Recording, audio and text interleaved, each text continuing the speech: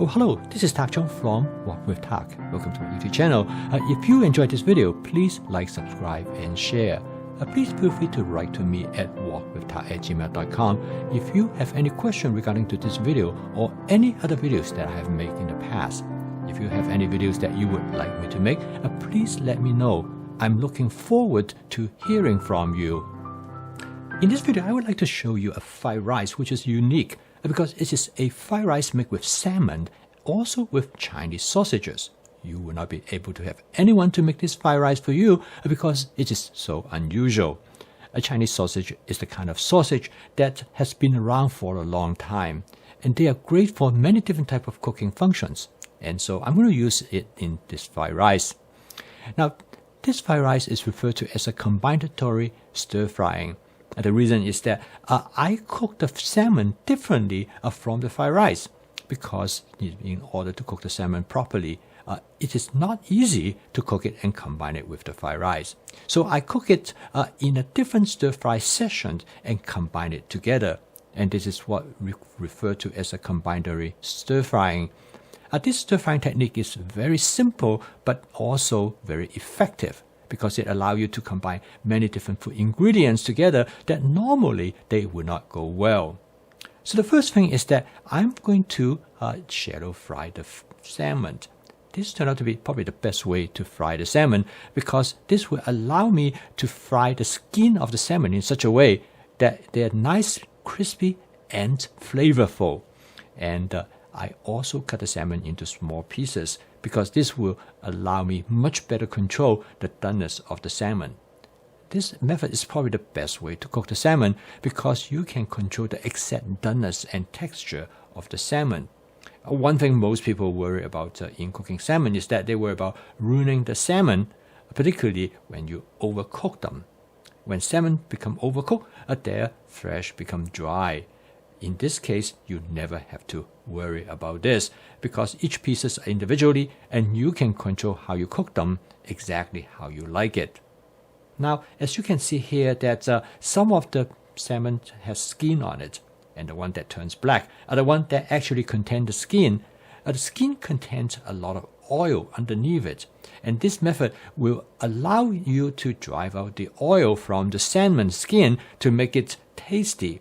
But at the same time, it is very nice char and give you a great char taste as well as a crispy texture. Now, cooking the salmon this way, another significant effect of this is that you can cook it very quickly. In fact, you can cook an entire piece of salmon after you cut it into sizes like this in less than 4 or 5 minutes. Next, I put in some mushroom. The mushroom is to be very important. As you notice that before I put in the mushroom, there's a lot of oil which actually come out from the skin of the salmon. And this oil is rich in omega-3 fatty acid, and this is one of the reasons of the nutritional value of salmon. And the mushroom I use here is a white mushroom. It has a great capacity for absorbing the oil, and consequently, you're able to retrieve the oil from the salmon. Therefore, you can regain its beneficial potential. As you can see, as I stir fry the salmon and the mushroom together, the bottom of the wok really start to getting dry, which suggests that the oil has been absorbed by the mushroom. And this makes the mushroom taste really great. It's really a wonderful benefit, and that's the reason why I always use mushroom during the final stage of stir frying the salmon. But of course, this assumes that you enjoy mushroom. Okay, I set the salmon and the mushroom aside, and now I'm going to cook the fried rice. I'm going to use the wok to cook the fried rice exactly as it is, and I just add a touch a little bit more oil, but I did not need very much. And the next step is that I'm going to stir fry some egg. Now I'm going to use about 6 eggs. The reason I use this many eggs is because, first of all, the eggs are slightly different in sizes because they come from our neighbor, and his grandson raised chicken. So the egg will give the fried rice the flavor which we are looking for. And there are many different ways that you can incorporate eggs into fried rice. This approach is by frying the egg first. I put the egg directly into the wok instead of beating it up because it will give the egg better flavor and texture, because the egg white will stir fry separately from the egg yolk. So all I have to do right now is to break up the egg white and the egg yolk and scramble them. There are other ways you can add the egg to the fried rice. The other method is that you start by frying the rice and then you add the egg. In this case, you cook the egg very lightly, so the egg will actually mix directly with the rice. And this gives the fried rice a very different texture, because in this case, you can hardly taste the egg. So the next step is that I'm going to fry the Chinese sausage by adding just a little bit of oil. I move the egg to the side to make the center space of the wok available. Now here I use 2 sausage links to make the fried rice. The sausage are cut into thin slices and they fry very quickly, and this provides the texture that I need for the fried rice. Chinese sausages can be used in many different ways. It is one of the ancient art in making sausages, and the idea is very similar, but instead of using the traditional way to make the sausage are cured in a different way so they become dry, and consequently they can be stored as it is for a long time without the need of refrigeration. This is truly a tradition of Chinese cooking. Now the next step is to add the rice. I'm going to use about 2 cups of basmati rice. I have this rice in the refrigerator for about 48 hours.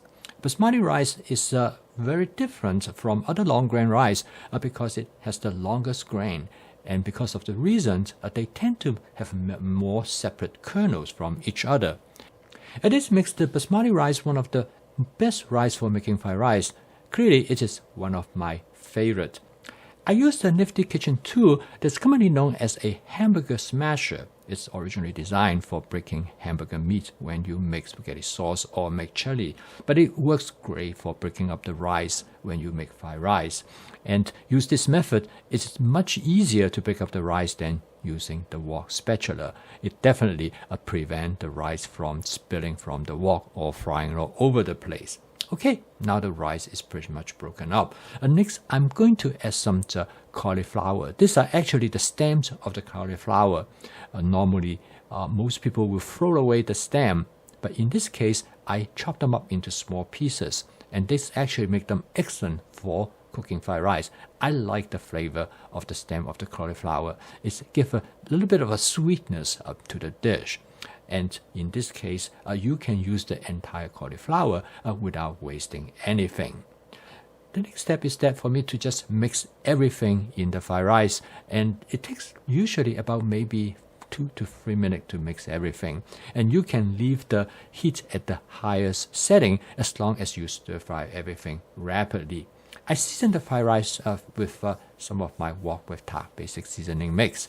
Now this fried rice will already have great flavor that coming from the cauliflower stem as well as the Chinese sausage. So the basic seasoning mix is a relatively mild. Its intention is to enhance the umami flavor of the dish without overcoming the dish. So it's a good way as a salt substitute, particularly if you do not want to use a lot of salt.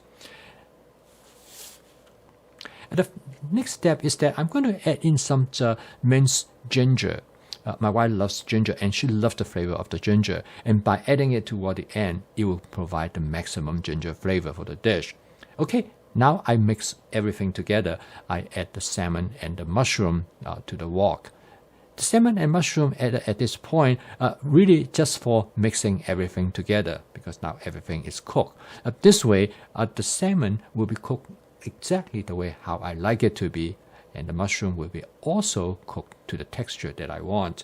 At this point, I add a little bit of a Shaoxing cooking wine. Again, this is just part of my flavor chasing strategy. I'm adding the Shaoxing cooking wine just to give a little bit moisture to the fried rice and also give the fried rice a better flavor. I add the Shaoxing cooking wine from a squeeze bottle directly to area where some of the rice has slightly burned and stick to the bottom of the wok. And this will allow me to basically clean the wok, and I use the wok spatula to scrape whatever that might be burned to that part of the wok.